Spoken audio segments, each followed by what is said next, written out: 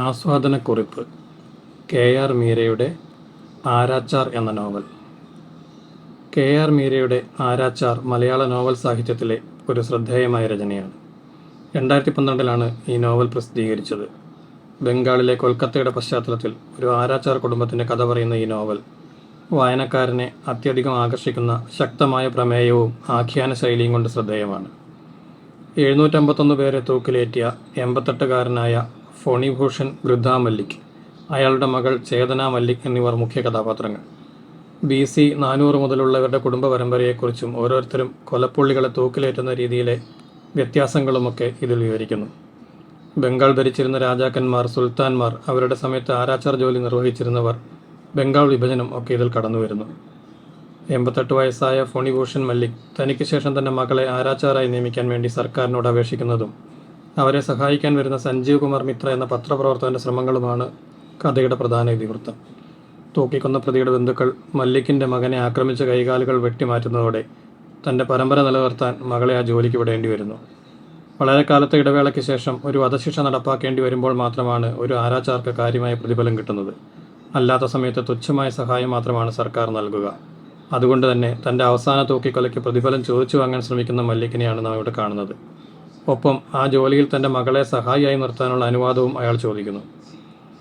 ആദ്യ വനിതാ ആരാച്ചാരാകാൻ പോകുന്ന ചേതനയെ തങ്ങളുടെ ചാനലിൻ്റെ റേറ്റിംഗ് കൂട്ടാനുള്ള മാർഗമായി കണ്ടാണ് സഞ്ജീവ് കുമാർ അവരുടെ സഹായത്തിനെത്തുന്നത്. മരണ വീട്ടിൽ പോലും മൈക്കും ക്യാമറയുമായി വന്ന് എക്സ്ക്ലൂസീവ് ഉണ്ടാക്കാൻ നടക്കുന്ന മാധ്യമപ്രവർത്തനത്തെ ഇതിൽ തുറന്നു കാണിക്കുന്നു. ജോലിസ്ഥലത്തും സഹായത്തിനെത്തിയവരിൽ നിന്നുമൊക്കെ സ്ത്രീകൾ അനുഭവിക്കേണ്ടി വരുന്ന ശാരീരിക മാനസിക പീഡനങ്ങൾ, അതിന് ചേതന നടത്തുന്ന പ്രതികാരം, വധശിക്ഷ കാത്തു കഴിയുന്ന പ്രതിയുടെ മാനസിക സംഘർഷങ്ങൾ, രാഷ്ട്രപതിക്ക് കൊടുക്കുന്ന ദയാഹർജി തള്ളുന്നത്, തൂക്കിക്കൊലയ്ക്ക് മുമ്പുള്ള നിയമ നടപടികൾ, കഴുത്തിൽ കുറുക്കും മുറുകുമ്പോൾ പ്രതിയുടെ ശരീരത്തിലുണ്ടാകുന്ന മാറ്റങ്ങൾ, അങ്ങനെ നീണ്ടുപോകുന്ന കഥാഗതി. കൊൽക്കത്തയുടെ ഓരോ തെരുവീതികളും വിവരിക്കുന്നതിലൂടെ യാത്രക്കാരന് താനും ആ വഴികളിലൂടെ പോയ ഒരു തോന്നലുണ്ടാകുന്നു.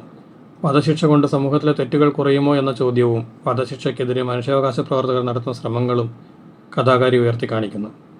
ജ്യോതീന്ദ്രനാഥ് മുഖർജി എന്ന പ്രതിയെ തൂക്കിക്കൊല്ലാൻ നിയോഗിക്കപ്പെടുന്ന ചേതനയുടെ അർപ്പണബോധവും മാനസിക സംഘർഷങ്ങളും, തൻ്റെ കുടുംബത്തിൻ്റെ രക്ഷയ്ക്കായി അവളും പ്രതിഫലം കൂട്ടിച്ചോദിക്കുന്നതും, അവസാനം അച്ഛനേക്കാൾ നല്ല ആരാച്ചാർ എന്ന പേരിൽ അറിയപ്പെടുന്ന ചേതനയുടെ കഥ സമൂഹത്തിലെ ഓരോ സ്ത്രീക്കും പ്രചോദനമാണ്.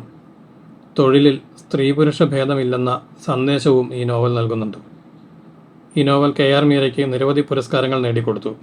2013 ഓടക്കുഴൽ അവാർഡ്, കേരള സാഹിത്യ അക്കാദമി അവാർഡ്, 2014 കേന്ദ്ര സാഹിത്യ അക്കാദമി അവാർഡ് തുടങ്ങിയ പ്രമുഖ പുരസ്കാരങ്ങൾ ഇതിൽ ഉൾപ്പെടുന്നു.